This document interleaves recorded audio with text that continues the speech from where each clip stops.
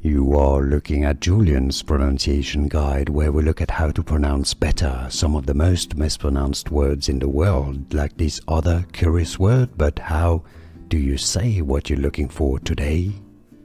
Let's learn how to pronounce this word, this phrase, once and for all, correctly for adults, scheduled for adults. If you want to learn medical terms, more pronunciation, stay tuned or tuned.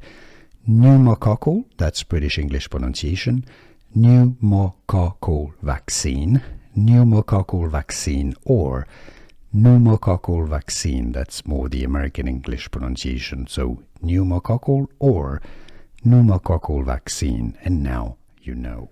Here are more videos on how to pronounce more confusing words and names too many mispronounced. Like this video if you found it useful. I appreciate your support. I'll see you soon and thanks for watching.